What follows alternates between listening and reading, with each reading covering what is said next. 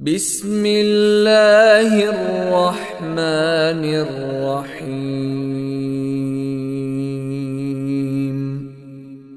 الحمد لله إن الحمد لله نحمده ونستعينه ونستغفره ونعوذ بالله من شرور أنفسنا ومن سيئات أعمالنا من يهده الله فلا مضل له ومن يضلل فلا هادي له وأشهد أن لا إله إلا الله وحده لا شريك له وأشهد أن محمدا عبده ورسوله أما بعد فقد قال الله تعالى في القرآن العظيم والفرقان المجيد أعوذ بالله من الشيطان الرجيم بسم الله الرحمن الرحيم يا أيها الناس اتقوا ربكم الذي خلقكم من نفس واحدة وخلق منها زوجها وبث منهما رجالا كثيرا ونساء واتقوا الله الذي تساءلون به والأرحام إن الله كان عليكم رقيبا. கண்ணியமிக்க எல்லாம் அல்ல அல்லாஹ்வின் அடியார்களே, அல்லாஹ் ரப்புல் ஆலமீன் இந்த இஸ்லாமிய மார்க்கத்தில் பல எண்ணற்ற நல்ல காரியங்களை நல்ல அமல்களை எல்லாம் செய்ய வேண்டும் என்று நமக்கு காட்டி தந்திருக்கின்றான். அப்படிப்பட்ட நல்ல காரியங்களை நல்ல அமல்களை எல்லாம் நாம் செய்து வந்தோம் என்று சொன்னால் அல்லாஹ்வின் பால் நெருக்கத்தை அதிகம் கொண்டவர்களாகவும் அல்லாஹுடைய நேசத்தை பெறக்கூடியவர்களாகவும் நம்மால் மாற முடியும். அப்படி அல்லாஹுடைய நெருக்கத்தையும் அன்பையும் பெற்றுத்தருகின்ற காரியங்களிலே ஒரு காரியங்கள் தான், அமல்களிலே ஒரு அமல்தான் ஜகாத் கொடுப்பது. இந்த ஜகாத்தை கொடுக்கின்ற அந்த காரியத்திலே நாம் எந்த அளவிற்கு இஸ்லாமிய மார்க்கம் நமக்கு முன்னுரிமை கொடுத்திருக்கின்றது, முக்கியத்துவம் தந்திருக்கின்றது என்பதை விளங்கி அந்த ஜக்காத் கொடுக்கின்ற அந்த அமல்களில் ஈடுபடுவது என்பது மிக முக்கியத்துவம் வாய்ந்த ஒரு செயலாக இஸ்லாமிய மார்க்கத்திலே பார்க்கப்படுகிறது. ஜக்காத் என்ற அரபி சொல்லிற்கு பொதுவாக நாம் பார்த்தோம் என்று சொன்னால் வளர்ச்சி அடைதல் அல்லது அதிகமாகுதல் அல்லது தூய்மைப்படுத்துதல் என்று ஏராளமான அர்த்தங்களை கொண்ட ஒரு வார்த்தையாகத்தான் ஜக்காத் என்பது இருக்கின்றதை பார்க்க முடியும். இப்போ ஜக்காத் என்று சொல்லக்கூடிய அந்த ஒரு அமல் வசதி படைத்த ஒவ்வொரு ஆண் பெண்ணின் மீதும் கடமையான ஒரு விஷயமாக இருக்கின்றது, நிறைவேற்றக்கூடிய ஒரு கட்டாய கடமையாக இருக்கின்றதை நாம் பார்க்க முடியும். திருமறை குர்ஆனுடைய வசனங்களிலே கூட நாம் பார்த்தோம் என்று சொன்னால் தோராயமாக 80க்கும் அதிகமாக இடங்களிலே இந்த ஜக்காத்தை பற்றி அதிகமாக வலியுறுத்தி அல்லாஹ் ரப்புல் ஆலமீன் சொல்லியிருப்பதை பார்க்க முடியும். அல்லாஹ் ரப்புல் ஆலமீன் திருமறை குர்ஆனிலே எங்கெல்லாம் தொழுகையை பற்றி சொல்லி காமிக்கின்றானோ, வ அகீமுஸ் ஸலாத்த வ ஆத்து ஜக்காத்த, அதே போல் வ யுகீமு ஸலாத்த வ யுத்து ஜக்காத்த என்ற அடிப்படையில் எங்கெல்லாம் அல்லாஹ் ரப்புல் ஆலமீன் இந்த தொழுகையை பற்றி வலியுறுத்தி நமக்கு சொல்லி காமிக்கின்றானோ அதற்கு அடுத்தபடியாக இந்த ஜக்காத்தையும் வலியுறுத்தி சொல்லுவதை நாம் பார்க்க முடியும். அதேபோல் அல்லாஹ்வுடைய தூதர் ஸல்லல்லாஹு அலைஹி வஸல்லம் அவர்களுடைய பொன்மொழி வாயிலாகவும் ஏராளமான இந்த ஜக்காத்தை பற்றிய விஷயங்களை பல்வேறு கோணங்களிலே நாம் அதை ஹதீஸ்களிலே பார்க்க முடிகின்றது. நாம் பொதுவாக பார்த்தோம் என்று சொன்னால் இந்த உலக வாழ்க்கையிலே மாற்று சித்தாந்தங்களுடைய மாற்று மத கோட்பாடுகளிலே சொல்லக்கூடிய விஷயம் என்னவென்று சொன்னால், ஒரு சொல்லாடலை சொல்லிகிட்டே போவாங்க பழமொழி போல, கடவுளை மற மனிதனை நின. அது எதுக்காக சொல்லப்படுற விஷயம் என்று சொன்னால், பெரும்பாலான மாற்று சித்தாந்தங்களுடைய அந்த மதங்களிலெல்லாம் பார்த்தீர்கள் என்று சொன்னால் கடவுளுக்கு செய்கிறோம் என்ற பெயரிலே பலவிதமான பொருளாதார வீண் விரயங்கள் செய்கிறதை பார்ப்போம். மனிதர்கள் உண்ணக்கூடிய உணவு வகையாக இருக்கக்கூடிய பலவிதமான பதார்த்தங்களை எல்லாம் அவர்கள் கடவுளுக்கு செய்கின்ற பேரிலே வீண்வரையம் செய்யக்கூடியதெல்லாம் நாம் பார்க்க முடியும். அந்த அடிப்படையிலே தான் அவர்கள் சொல்வார்கள், நீ சாமி கடவுள் என்று கடவுளுக்கெல்லாம் செய்யப்பா, கடவுள் அதை எடுத்துக்கிட்டு போகுதா? ஒரு உணவுப் பொருளை வச்சு படைக்கிறாங்கன்னு சொன்னால், அந்த சாமியின் பேரில் உணவுப் பொருளை கொடுக்குறாங்கன்னு சொன்னால் இது கடவுள் நிச்சயமாக எடுத்துக்குதா, கடவுள்கிட்ட போய் கிடைக்குதா என்ற அடிப்படையிலே எல்லாம் அதை புரிய வைப்பதற்காக கடவுளுக்கு செய்வதால் மனுஷனுக்கு செஞ்சுட்டு போ என்ற அடிப்படையில் கடவுளை மற மனிதனை நினை என்ற அடிப்படையிலே சொல்லாட சொல்லிட்டு போகிறத பார்ப்போம். இது மற்ற கோட்பாடுகள் சித்தாந்தங்களுடைய அந்த மதங்களுக்கு ஓகே. ஆனால் இஸ்லாம் என்பது ஒரு மார்க்கம். இந்த இஸ்லாமிய மார்க்கத்திற்கு இந்த இப்படிப்பட்ட சொல்லாடல்களை சொல்ல முடியுமா என்று கேட்டால் எந்த ஒரு மனிதனாலையும் எந்த ஒரு விஷயத்தையுமே சொல்ல முடியாது. ஏனென்று சொன்னால் இந்த இஸ்லாமிய மார்க்கம் என்பது அத்தீனுன் நசீஹா, இஸ்லாம் என்பதே பிறர் நலம் நாடுவது தான் என்ற அடிப்படையில் நமக்கு சொல்லித் தருகிறது. இந்த இஸ்லாமிய மார்க்கத்தில் பிற மனிதனுக்கு நாம் செய்ய வேண்டிய கடமைகளை 5 பெரும் அம்சங்களிலே ஒன்றாக சொல்லித் தருவதை நாம் பார்க்க முடியும். அல்லாஹ்வுடைய தூதர் ஸல்லல்லாஹு அலைஹி வஸல்லம் அவர்கள் இந்த இஸ்லாத்தை பற்றி சொல்லக்கூடிய நேரத்தில் இந்த இஸ்லாமிய மார்க்கம் என்பது 5 அம்சங்களின் மேல் நிறுவப்பட்டிருக்கிறது, 5 தூண்களின் மேல் நிறுவப்பட்டிருக்கிறது என்ற அடிப்படையில் சொல்லி காமிக்கிறாங்களா இல்லையா? இது நிறைய நம்ம கேள்விப்பட்ட செய்தி தான். அது ஒன்றாவது அல்லாஹுவை தவிர வணக்கத்திற்குரிய கடவுள் இல்லை என்பதையும், அல்லாஹ்வுடைய தூதர் ஸல்லல்லாஹு அலைஹி வஸல்லம் அவர்கள் அவனுடைய தூதர் என்பதையும் அந்த விஷயத்தில் உறுதியாக இருப்பது, இரண்டாவது தொழுகையை நிலைநாட்டுவது, மூன்றாவது ஜக்காத்து கொடுப்பது, ஹஜ்ஜி செய்வது, அப்புறம் நோன்பு வைப்பது என்று இந்த 5 விதமான அம்சங்களை நமக்கு சொல்லி காமிக்கிறத பார்க்குறோமா இல்லையா? அப்போ அந்த 5 அம்சங்களிலே ஒன்றாக இந்த ஜக்காத்தை பற்றி சொல்வதை நாம் பார்க்க முடியும்.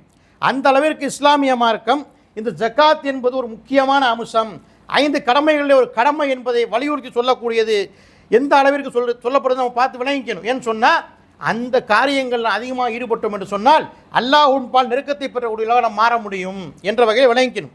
அல்லாஹ் கூட திருமறை குர்ஆனில் சொல்லி காமிக்கிறத பாருங்க. ஒமா உமிரு இல்லாலி யஅபுதுல்லாஹ முக்லிஸீன லஹுத்தீன ஹுனஃபா வ யுகீமு ஸலாத்த வ யுத்து ஸகாத்த வ ஸாலிக தீனுல் கையிமா. அல்லாஹ் ரப்பல் ஆலமீன் சொல்லி காமிக்கக்கூடிய இந்த வசனத்தில் ஒமா உமிரு இல்லாலி யஅபுதுல்லாஹ முக்லிஸீன லஹுத்தீன ஹுனஃபா, வணக்கத்தை அல்லாஹுக்கே களப்பற்றதாக ஆக்கி அதில் உறுதியாக நிற்குமாறும், வ யுகீமு ஸலாத்த தொழுகையை நிலைநாட்டுமாறும், வ யுத்து ஸகாத்த இன்னும் ஜக்காத்தை கொடுக்குமாறும் தவிர அவர்களுக்கு வேறு எந்த கட்டளையும் பிறப்பிக்கப்படவில்லை. வதாலிக்க தீனுல் கையிமா, இதுதான் நேரான மார்க்கம் என்பதாக அல்லாஹ் தன்னுடைய திருமறை குர்ஆனில் 98வது அத்தியாயத்தில் 5வது வசனத்தில் சொல்லி காமிக்கிறத பார்ப்போம். அப்போ இந்த வசனத்தில் சொல்லக்கூடிய விஷயம் என்ன? ஒரு மனிதன் ஈமான் கொண்டு விட்டான் என்று சொன்னால் அவன் அல்லாஹ்வை சரியான முறையில் களப்பற்ற முறையில் வணங்க வேண்டும், அந்த வணக்கத்திலே உறுதியாக இருக்க வேண்டும், அதற்கு பிறகு தொழுகை நிலைநாட்ட வேண்டும், அதற்கு பிறகு ஜக்காத்தையும் கொடுக்க வேண்டும். இதுதான் நேர்மையான மார்க்கம்னு அல்லாஹ் சொல்லி காமிக்கிறான். அப்போ ஜக்காத்துக்கு எந்த அளவுக்கு முக்கியத்துவம் கொடுக்கப்பட்டிருக்கு பார்த்தீங்களா இல்லையா? ஒருத்தன் முஸ்லீம் என்று ஈமான் கொண்டிருந்தான்னு சொன்னால் அவனுக்கு என்ன கடமையில் ஒரு கடமை வருது? ஜக்காத்தை கொடுக்கணும். ஜக்காத் என்பது ஒவ்வொரு முஃமின் மீதும் முஸ்லீம் மீதும் கட்டாய கடமையாக இருக்கிறது என்பதை இந்த திருமறை குர்ஆனுடைய வசனங்கள் மூலம் விளங்கிக் கொள்ள முடியும். இன்னும் சொல்ல போனால் எந்த அளவிற்கு இஸ்லாம் சொல்லி காமிக்கிற ஜக்காத்தை பற்றி இறை நம்பிக்கையாளனுடைய பண்பு இருக்குதா இல்லையா? அதில் ஒரு பண்பு இந்த ஜக்காத் என்பதை சொல்லி காமிக்கிறத பார்க்குறோம். சூரா அல் முஃமினூன் இருக்கா இல்லையா? அது அல்லாஹ் ரப்பல் ஆலமீன் சொல்லுவான், கத் அஃப்லஹல் முஃமினூன், இறை நம்பிக்கையாளர்கள் வெற்றி பெற்று விட்டார்கள் என்று சொல்லிட்டு அவர்களுடைய தன்மைகள் எப்படி இருக்கும் என்பதாக ஒரு நீண்ட நெடிய பட்டியலை சொல்லிட்டு வருவான் அல்லாஹ். அதை நம்ம பார்த்தோம்னு சொன்னால் கத் அஃப்லஹல் முஃமினூன், நம்பிக்கை கொண்டோர் வெற்றி பெற்று விட்டனர். அல்லதீனஹும் ஃபீ ஸலாத்திஹிம் ஹாஷிஊன், அவர்கள் தமது தொழுகையிலே பணிவை பேணுவார்கள். ஒல்லதீனஹும் அனில் லகுவி முஹ்ரிதூன், அவர்கள் வீணானதை புறக்கணிப்பார்கள். ஒல்லதீனஹும் லிஸ் ஜகாத்தி ஃபாயிலூன், இன்னும் ஜக்காத்தையும் நிறைவேற்றுவார்கள் என்பதாக இந்த 1லேருந்து பார்த்தீங்கன்னா 4வது வசனத்தில் அல்லாஹ் ரப்பல் ஆலமீன் ஜக்காத்தை பற்றி சொல்லி காமிக்கின்றான். அப்போ என்ன சொல்கிறான்? கதா அஃப்லஹல் முஃமினூன், இறை நம்பிக்கையாளர்கள் வெற்றி பெற்று விட்டார்கள். அவர்களுடைய தன்மைகள் எப்படி இருக்குது தெரியுமா? வெற்றி பெற்றவர்களுடைய தன்மை என்று சொல்லும் பொழுது இந்த ஜக்காத்தை இங்கே நிறைவேற்றி சொல்கிறத நம்ம பார்க்குறோம். அப்போ இறை நம்பிக்கையாளராக ஒரு மனிதன் இருக்க வேண்டும் என்று சொன்னால் அவரிடத்தில் இருக்கக்கூடிய பண்புகளில் இந்த ஜக்காத்து கொடுக்கின்ற பண்பும் ஒரு பண்பு என்பதை அவசியம் என்பதை நாம் விளங்கிக் கொள்ள கடமைப்பட்டிருக்கின்றோம். இன்னும் சொல்ல போனால் அல்லாஹ்வுடைய தூதர் ஸல்லல்லாஹு அலைஹி வஸல்லம் அவங்க சொல்லி காமிக்கிறாங்க. ஒரு முறை தோழர்கள் மத்தியில் கேட்குறாங்க, அல்லாஹுவை நம்பிக்கை கொள்வது ஈமான் கொள்வது என்று சொன்னால் என்னவென்று உங்களுக்கு தெரியுமா? இந்த மக்களுக்கு மத்தியில் தோழர்கள் மத்தியில் கேட்கக்கூடிய நேரத்தில் அதற்கு பதிலையும் அவங்களே சொல்கிறாங்க, லா இலாஹ இல்லல்லாஹ், வணக்கத்திற்குரியவன் அல்லாஹுவை தவிர வேறு யாரும் இல்லை என்று சான்று பகர்வதும், தொழுகையை நிலைநாட்டுவதும், ஜக்காத்து கொடுப்பதும், போரிலே கிடைத்த செல்வங்களில் 5ல் ஒரு பங்கை அரசு பொதுநிதிக்கு வழங்குவதும் ஆகும் என்பதாக சொல்லி காமிக்கிறாங்க. இதை இப்னு அப்பாஸ் அறிவிக்கிறாங்க. புகாரியில் 7556 ஹதீஸாக பதிவு செய்யப்பட்டிருக்கிறத பார்க்குறோம். அப்போ மேலே இறை நம்பிக்கையாளருடைய பண்புகளில் அல்லாஹ் திருமுறை குர்ஆனில் சொல்லும் பொழுது அதுலேயுமே இந்த ஜக்காத்தை வலியுறுத்தி சொல்கிறத பார்க்குறோம். ஒரு பண்பாக இருக்குன்னு சொல்லி காமிக்கிறத பார்க்குறோம். அதுக்கு விளக்கு உரை போலவே அல்லாஹ்வுடைய தூதர் ஸல்லல்லாஹு அலைஹி வஸல்லம் அவர்கள் சொல்லக்கூடிய இந்த செய்தியிலையும் கூட என்ன சொல்கிறாங்க? ஜக்காத்து கொடுப்பது என்பது இறை நம்பிக்கையாளனுடைய ஒரு பண்பு என்பதாக சொல்லி காமிக்கக்கூடியதை பார்க்குறோம். அப்போ நாம் விளங்க வேண்டிய விஷயம் என்னென்னு சொன்னால் ஜக்காத்து கொடுக்கக்கூடியவர்களாக இருக்கணும். இந்த ஜக்காத் என்பது இறை நம்பிக்கையாளனுடைய ஒரு பண்பாகவே இருக்கிறது என்பதை தெளிவாக விளங்கிக் கொள்ள வேண்டும். இப்போ இந்த ஜக்காத்து கொடுக்குறோம்ல, நம்ம என்ன சொல்லி கொடுப்போம்? அல்லாஹ்வுக்காக கொடுக்குறோம், அல்லாஹ் கொடுக்க சொல்கிறான் கொடுக்குறோம். இப்போ இந்த ஜக்காத்து கொடுக்கறதுனால அல்லாஹ்வுடைய கஜானா ஏதாவது நிரம்பி வழிய போகுதா நீங்கள் கொடுக்கக்கூடிய ஜக்காத்துனால? இல்லை அல்லாஹ்வுடைய கஜானால ஏதாவது குறைய போகுதா? எந்த ஒரு செயலுமே இல்லை. இந்த ஜக்காத்து கொடுப்பது என்பதாக இருந்தாலும் சரி, இல்லை எந்த ஒரு வணக்க வழிபாடுகள் நீங்கள் செய்தாலுமே இவை அனைத்திலுமே நமக்கு நாமே முன்கூட்டி அனுப்புகின்ற ஒரு நன்மை. இந்த ஃபிக்ஸட் டெபாசிட்லாம் சொல்லுவோமே, பின்னாடி வரக்கூடிய ஒரு விஷயத்திற்கு இப்போது சிறு சேமிப்பு திட்டம் இந்த மாதிரிலாம் சொல்லுவாங்களா இல்லையா? அப்போ நாளைக்கு நம்ம மறுமையில் கை சேதப்படக்கூடாது என்பதற்காக நமக்கு நாமே செஞ்சு அனுப்பக்கூடிய நன்மை, முன்கூட்டியே அனுப்பக்கூடிய நன்மை என்பதை புரிந்து கொள்ள வேண்டும். அல்லாஹ் ரப்புல் ஆலமீன் திருமறை குர்ஆனில் சொல்லி காமிக்கிற அடுத்ததாக வ அகீமு ஸலாத்த வ ஆத்து ஸகாத்த, தொழுகையை நிலைநாட்டுங்கள், ஜக்காத்தை கொடுங்கள். ஒமா துகஸ்ஸிமூ லி அன்ஃபுஸிக்கும் மின் ஹைரின் தஜிதுஹு இன்தல்லாஹ், உங்களுக்காக முன்கூட்டி அனுப்பும் எந்த ஒரு நன்மையையும் நீங்கள் அல்லாஹ்விடம் பெற்றுக்கொள்வீர்கள். இன்னல்லாஹ பிமா தஅமலூன பஸீர், ஏனென்று சொன்னால் நீங்கள் செய்கின்ற அனைத்தையும் அல்லாஹ் பார்க்கக்கூடியவனாக இருக்கின்றான் என்பதாக அல்லாஹ் ரப்புல் ஆலமீன் திருமறை குர்ஆனில் 2வது அத்தியாயத்தில் 110வது வசனத்தில் சொல்கிறத பார்க்குறோம். அப்போ அல்லாஹ் ரப்புல் ஆலமீன் எங்கெல்லாம் தொழுகையை பற்றி நிலைநாட்டுமாறு சொல்லிக்கிட்டே வர்றானோ அங்கெல்லாம் ஜக்காத்தை வலியுறுத்தி சொல்கிறத நம்ம பார்த்துட்டே இருக்கிறோம். இந்த வசனத்தை சொல்கிறது என்ன, அப்படி வலியுறுத்தி சொல்லிவிட்டு முன்கூட்டி நீங்கள் அனுப்புறீங்களே அல்லாஹ்விடத்தில் நன்மைகளை எதையுமே நீங்கள் நாளைக்கு பெற்றுக்கொள்ளாமலே இருக்க மாட்டீங்க. ஏன்னா அல்லாஹ் உங்களை பார்த்து கொண்டே இருக்கின்றான், கண்காணித்து கொண்டே இருக்கின்றான். நீங்கள் என்ன ஒரு நன்மை செஞ்சாலும் அதற்கான கூலி, அதற்கான பெருமதி உங்களுக்கு மறுமையிலே தந்தருள்வான். நீங்கள் அதே போல் எந்த ஒரு தீமை செய்தாலும் அதையும் அவன் பார்த்துட்டு இருக்கிறான் இல்லையா, அதையும் அவன் நாளைக்கு மறுமையில் உங்களுக்கு தண்டனையாக கொடுப்பான். அப்போ நீங்கள் என்ன விளங்கணும்னா, நாம் எந்த ஒரு அமல்கள் செய்தாலும் அல்லாஹ்விடத்தில் நெருக்கத்தை பெற்றுத்தர வேண்டும் என்றும் அல்லாஹ்வுடைய அன்பை பெற்றுத்தர வேண்டும் என்றும் அந்த நோக்கத்தில் எந்த ஒரு அமல்களை நீங்கள் செஞ்சாலும் அது நாளைக்கு உங்களுக்கு நன்மையை பெற்றுத்தர, மறுமையிலே பெற்றுத்தரக்கூடிய நன்மைக்காக முன்கூட்டியே நீங்கள் செய்து அனுப்புகின்ற விஷயம் என்பதை விளங்கிக் கொள்ள கடமைப்பட்டிருக்கின்றோம். இன்னும் சொல்லப்போனால் இந்த ஜக்காத்து கொடுக்கறது இருக்குல்ல, நாம் என்ன நினச்சிக்கிட்டு இருக்கிறோம்னா நம்முடைய பொருளாதாரத்திலேருந்து அல்லாஹ் சொல்லிட்டாங்கிறதுக்காக ஒரு பங்கு நம்ம கொடுக்குறோம். நம்மளுடைய நினப்பு அப்படி செலவு பண்ணுறோமா இல்லை, இந்த உலக வாழ்க்கையில் பொருளாதாரத்தை சம்பாதிக்கிறோம், நாம் நமக்காக செலவு பண்ணுறோம், குடும்பத்துக்காக செலவு பண்ணுறோம். அதே போல் இந்த இல்லாதப்பட்டவங்களுக்காக ஏதோ ஒன்று கொடுக்கணும் என்ற அடிப்படையில் நாம் நினச்சி அப்படி இங்கே போயிட்டுருக்குறோம். ஜக்காத்தினுடைய அந்த உண்மைத்தன்மை, எதற்காக கொடுக்கப்பட வேண்டும், எதற்காக கொடுக்க வேண்டும் என்பதை விளங்கினோம் என்று சொன்னால் நாம் அதை சரியான முறையில் கொடுக்கக்கூடிய மக்களாக மாறும், அல்லாஹுடைய முகத்தை நாடி கொடுக்கக்கூடியவர்களாக மாறும். எந்த அளவுக்குன்னு சொன்னால் ஒல்லதீன யக்னிசூன ஸஹப ஒல் ஃபில்லத்த ஒலா யுன்ஃபிகூனஹா ஃபீ சபீலில்லாஹ், தங்கத்தையும் வெள்ளியையும் அல்லாஹ்வின் பாதையில் யார் செலவிடாமல் வைத்திருக்கின்றாரோ ஃபபஷ்ஷிர்ஹும் பிஅதாபின் அலீம், அவர்களுக்கு கடுமையான வேதனையை பற்றி எச்சரிப்பீராக என்று அல்லாஹ் ரப்புல் ஆலமீன் திருமறை குர்ஆனில் ஒரு வசனத்தை இறக்குறான். அல்லாஹ்வுடைய தூதர் ஸல்லல்லாஹு அலைஹி வஸல்லம் காலத்தில் திருமறை குர்ஆனுடைய இந்த வசனத்தை 9வது அத்தியாயம் 34வது வசனம், இந்த வசனத்தை அல்லாஹ் இறக்குறான். தங்கத்தையும் வெள்ளியையும் யார் அல்லாஹ்வின் பாதையில் செலவு செய்யாமல் சேர்த்து வைத்திருக்கின்றார்களோ ஃபபஷ்ஷிர்ஹும் பிஅதாபின் அலீம், அவர்களுக்கு மிக கடுமையான வேதனையை பற்றி நபியை நீர் எச்சரிப்பீராக என்று இந்த வசனத்தை அல்லாஹ் திருமறை குர்ஆன் வசனத்தை இறக்குனதற்கு பிறகு மக்கள் எல்லாம் அப்படியே அவங்கள பேசிக்கிறாங்க, ஒரு மிகப்பெரிய ஒரு பாரமாக இருக்கிற மாதிரி நினைக்கிறாங்க.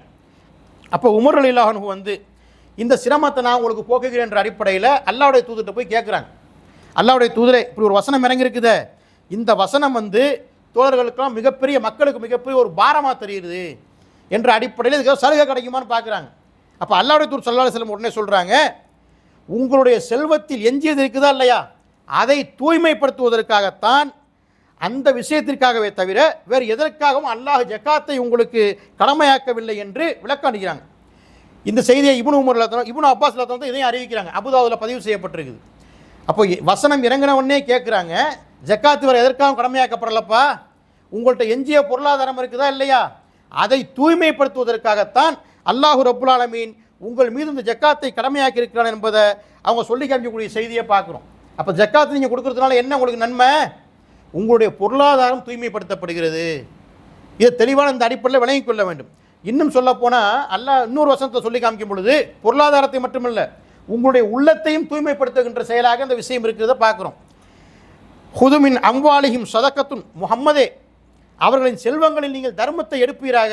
அல்லாஹ் நபிகள் நாயகம் ஸல்லல்லாஹு அலைஹி வஸல்லம் கட்டளை இடுறான் பாருங்க, ஹுதுமின் அம்வாலிஹிம் சதக்கத்தன், முஹம்மதே அவர்களுடைய செல்வங்களிலிருந்து நீங்கள் தர்மத்தை எடுப்பீராக. துத்ஹிருஹும் வ துஸக்கீஹிம், அதன் மூலம் அவர்களை தூய்மைப்படுத்தி பரிசுத்தமாக்குவீராக. பிஹா வ ஸல்லி அலைஹிம், அவர்களுக்காக பிரார்த்தனை செய்வீராக. இன்ன ஸலாத்தக ஸகன் லஹும், உமது பிரார்த்தனை அவர்களுக்கு மன அமைதி அளிக்கும். வல்லாஹு ஸமீஉன் அலீம், அல்லாஹ் செவியுறுபவன், நன்கு அறிந்தவனாக இருக்கிறான் என்பதாக 9வது அத்தியாயத்தில் 103வது வசனத்தில் அல்லாஹ் ரப்புல் ஆலமீன் இந்த வசனம் சொல்லி காமிக்கிறத பார்க்குறோம். இதனையும் தன்னுடைய தூதரை கட்டளை விடக்கூடிய விஷயம் என்ன, அவர்களுடைய செல்வத்திலிருந்து, பொருளாதாரத்திலிருந்து நீங்கள் தர்மத்தை சதக்காக எடுப்பீராக சொல்லிட்டு அவர்களுடைய உள்ளத்தை நீங்கள் தூய்மைப்படுத்துவீராக என்பதாக அல்லாஹ் சொல்லி காமிக்கின்றான். அப்போ அந்த ஜக்காத்தை நீங்கள் கொடுப்பதனால உங்களுடைய எம்ஜிய பொருளாதாரம் தூய்மையடைகிறது, உங்களுடைய உள்ளமும் தூய்மையடைகிறது என்பதாக அல்லாஹ் ரப்புல் ஆலமீன் திருமறை குர்ஆனில் இப்படி வசனங்களில் சொல்லி காமிக்கிறதை நம்ம பார்க்குறோம். அப்போ இந்த அடிப்படையில் விளங்கி நாம் இந்த காலமுறை ஜக்காத்து கொடுத்து வந்துருக்கிறோமா?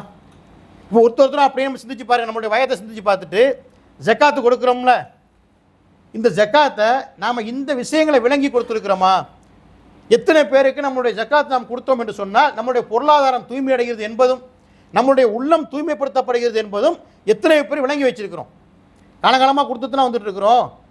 நம்மளுடைய பொருளாதார வசதிக்கு ஏற்ப ஜக்காத்து கொடுக்கக்கூடியவங்களாக இருக்கிறோம், சதக்கா கொடுக்கக்கூடியவங்களாக இருக்கிறோம், தர்மம் கொடுக்கக்கூடியவங்களாக இருக்கிறோம். அதை கொடுக்கக்கூடிய நேரத்தில் இப்படி தூய்மைப்படுத்தப்படுகின்ற அந்த செயல்பாடுகள் நடக்கின்றன நமக்கு என்பது எத்தனை பேர் தெரிந்து வைத்து கொடுக்குறோம்?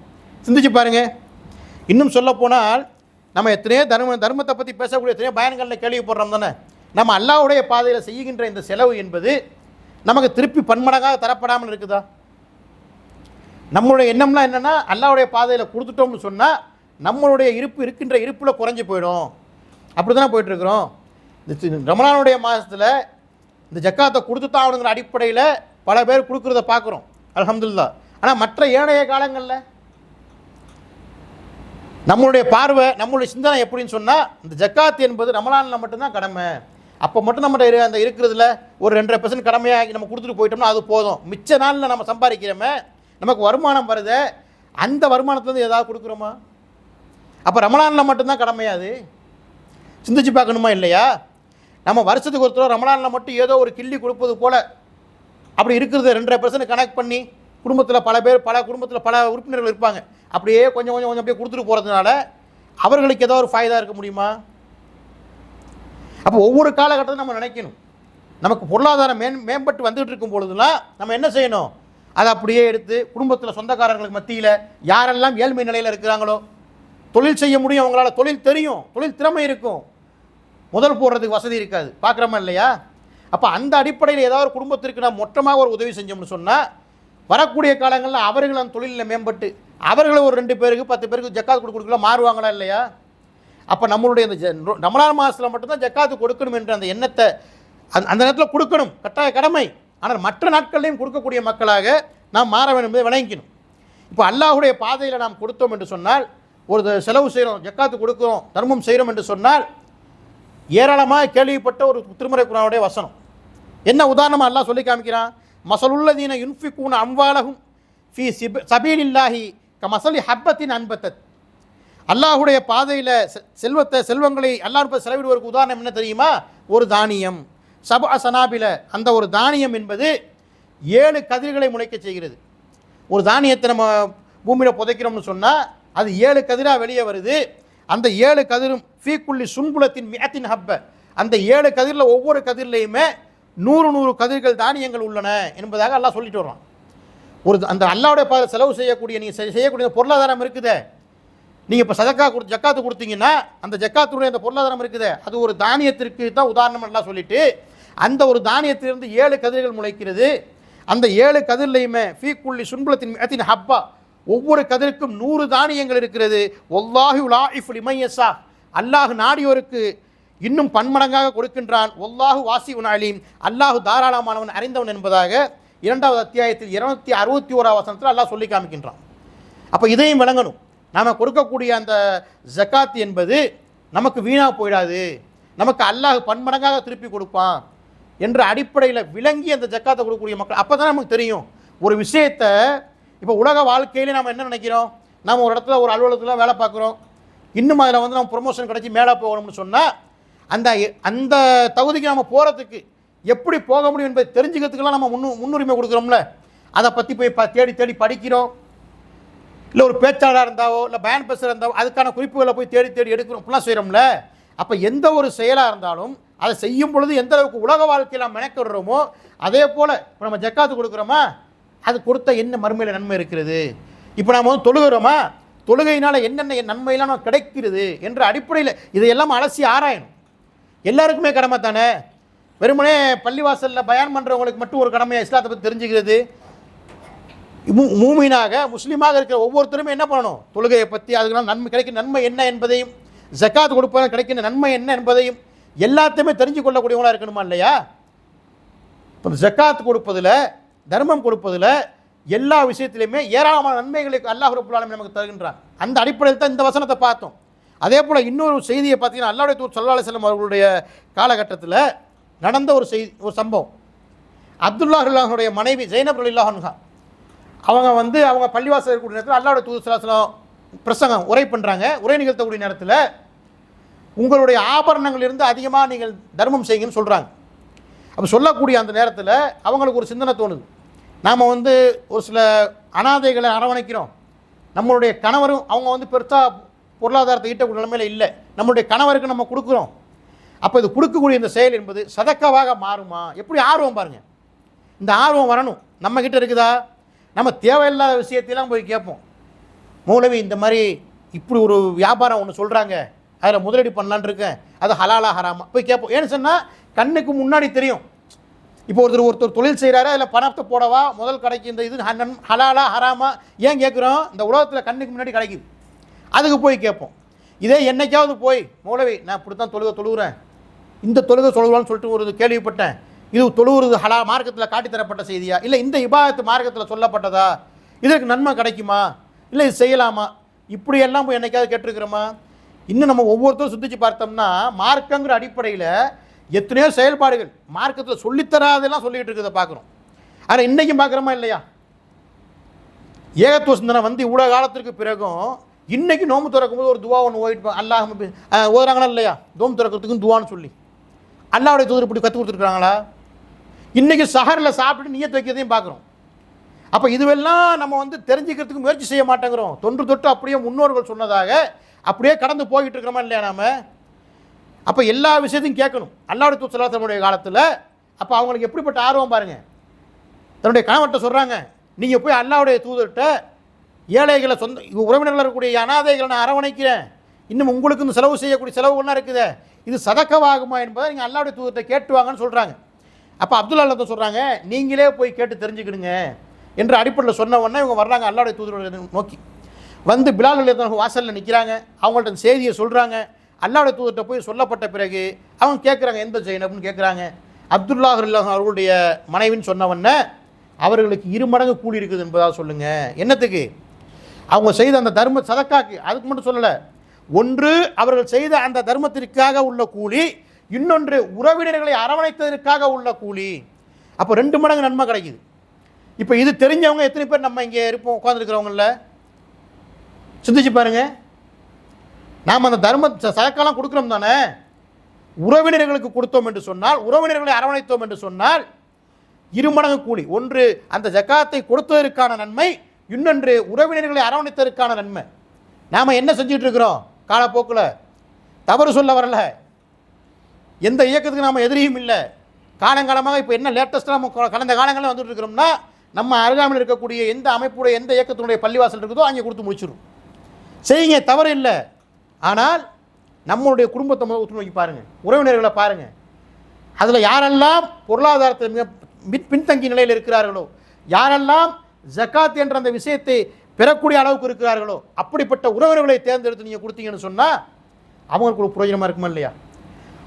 ஊர் லெவலில், முஹல்லா லெவலில், அந்த ஏரியா லெவலில் அவங்க கொடுப்பாங்க, தேர்ந்தெடுத்து ஏழை மக்களுக்கு குடிசை பகுதி சென்று கொடுப்பாங்க. ஆனால் குடும்பத்தார்களே இருக்கக்கூடியவர்களுடைய நிலை அவர்களுக்கு தெரியுமா? நமக்குத்தானே தெரியும். அப்படி இந்த உலகத்தில் குடும்பத்தார்களுக்கு கொடுக்குறீங்கிறது மட்டுமில்லாமல், உறவினர்களுக்கு கொடுக்குறீங்கிறது மட்டுமில்லாமல், உங்களுக்கு 2 நன்மை வேண்டும் என்று சொன்னால் நீங்கள் இந்த விஷயத்தை கடைபிடித்து தான் ஆகணும். அப்போ நீ வரக்கூடிய காலங்களில் இந்த ரமலான்லேயே நீங்கள் இந்த சதகத்துல் ஃபித்ரா கொடுப்பீங்க, ஜக்காத்து கொடுப்பீங்க, எது கொடுக்குறதாக இருந்தாலுமே நீங்கள் என்ன செய்யணும்? உங்கள் சொந்த பந்தத்தில் உறவுகளை தேர்ந்தீங்கன்னு சொன்னால் 2 மடங்கு நன்மை கிடைக்கும் என்பதை விளங்கி கொண்டு எல்லாம் அல்லாஹ் அதற்குரிய வாய்ப்பை நமக்கு வழங்குவானாக என்று பிரார்த்தனையோட முதல் உரை நிறைவு செய்கின்றேன். அல்ஹம்துலில்லாஹி ரப்பில் ஆலமீன் வஸ்ஸலாத்து வஸ்ஸலாமு அலா ஹாத்தமில் அன்பியா வல் முர்சலீன். கண்ணியமிக்க எல்லாம் அல்லாஹ்வின் அடியார்களே, ரமலானுடைய புனிதமிக்க ரமலானுடைய மாதத்தில் நாம் எல்லாம் இருக்கின்றோம். அல்ஹம்துலில்லாஹ், அல்லாஹ்வுடைய மாபெரும் கிருமையால் 15 நோன்பை தாண்டியவர்களாக இருக்கின்றோம். இந்த ரமலானுடைய மாதத்தில் சதகத்துல் ஃபித்ரு என்பது நம் மீது கடமையான ஒன்றாக இருக்கிறது.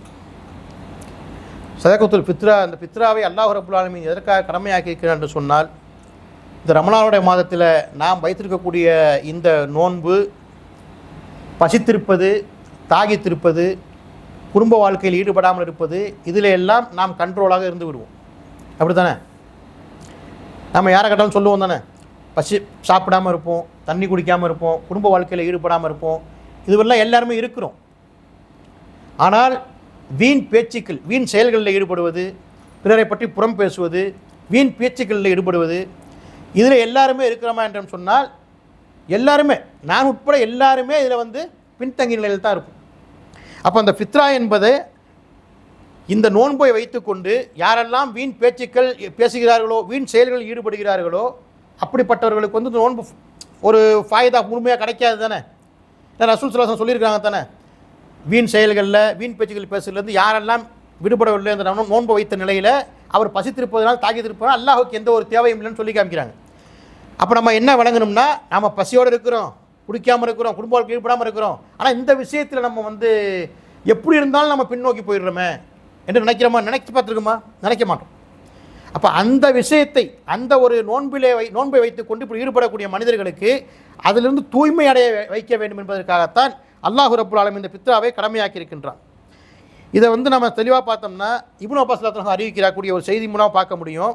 அல்லாஹ்வுடைய தூதர் ஸல்லல்லாஹு அலைஹி வஸல்லம் அவர்கள் ஒரு முறை சொல்கிறாங்க, ஃபித்ரா ஜக்காத்தை, நோன்பாளியின் நோன்பை வீண் பேச்சுக்கள் வீண் செயல்களை விட்டும் சுத்தப்படுத்துவதற்காகவும் இன்னும் ஏழைகளுக்கும் அனாதைகளுக்கும் அல்லாஹ்வின் கட்டளை பிரகாரம் கடமையாக்கினார்கள் என்பதாக செய்தியை சொல்கிறாங்க. சொல்லிட்டு இதில் ஒரு முக்கியமான ஒரு செய்தியும் சொல்லி காமிக்கிறாங்க. இந்த பெருநாளுடைய அந்த ஃபித்ரா இருக்குது, அந்த ஃபித்ராவை பெருநாள் தொழுகை தொழுவதற்கு முன்பாகவே கொடுத்து விட வேண்டும். பெருநாள் தொழுகைக்கு முன்பாக கொடுத்தாதான் அது அவர்களுக்கு பயனுள்ளதாக இருக்கும்.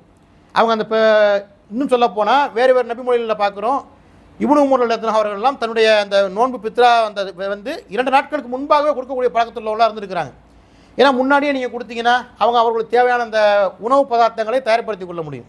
அப்போ இங்கேயும் இப்னு உமர் தான் சொல்கிறாங்க, பெருநாள் தொழுகைக்கு முன்பாகவே அதை கொடுத்து விடப்பட வேண்டும். அப்படி கொடுத்தால்தான் அது நீங்கள் கொடுத்த அந்த ஃபித்ரா ஜக்காத்தாக கணக்கிடப்படும். இல்லை என்று சொன்னால் நார்மலான நிலையில் தர்மம் கொடுப்போமே, பெருநாள் தொழுகைக்கு போயிட்டு நீங்கள் கொடுத்தீங்கன்னா நார்மலான ஒரு தர்மத்தை கொடுத்ததாக தான் ஆகும் என்பதாக அவங்க சொல்லி காமிக்கக்கூடிய செய்தியை பார்க்குறோம். இது அபூதாவுத் 1609 பதிவு செய்யப்பட்டிருக்கிறத பார்க்குறோம்.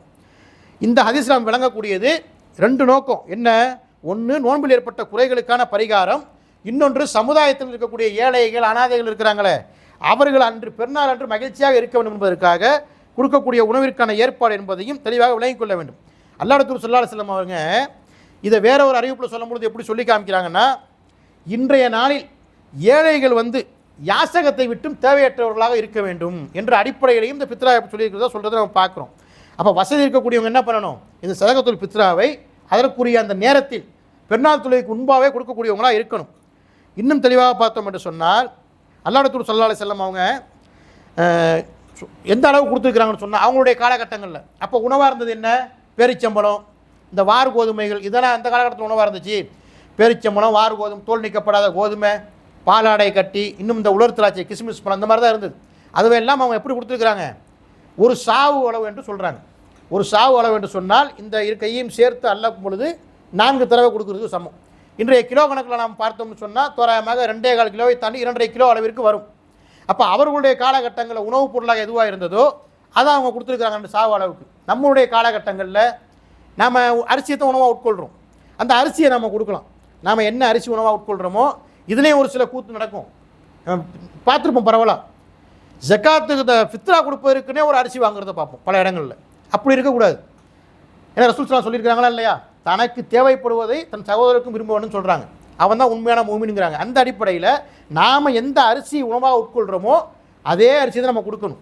அப்போ அதை ஒரு 2.5 கிலோ அளவுக்கு கொடுக்கணும்னு சொல்கிறத பார்க்குறோம். இதில் இன்னும் சில பகுதிகளில் ஒரு கருத்து வேறுபாடுகள்லாம் இருக்குது. பணமாக கொடுக்கலாமா, இல்லை இந்த உணவுப் பொருளாக தான் கொடுக்கணுமா அப்படின்லாம். நீங்கள் ஒருத்தவங்க ஃபித்ரா கொடுக்குறீங்கன்னா அவங்களுக்கு ஏற்கனவே உணவுப் பொருட்கள் வந்திருந்தாலும் வந்திருக்கலாம். அப்போ அந்த அடிப்படையில் நீங்கள் கொடுக்கும்பொழுது பணமாக கொடுத்தாலும் அவங்க வேறு தேவைப்படக்கூடிய என்னவெல்லாம் வந்திருக்குதோ அதற்கு அல்லாமல் என்ன பொருள் தேவைப்படுதோ அதை வாங்குவதற்கு ஒரு வசதியாக இருக்கும். அப்போ பணமாகவும் பொருளாதாரமாகவும் கொடுக்கலாம், இந்த பொருட்களாக வாங்கி கொடுக்கலாம் விளங்கிக்கணும்.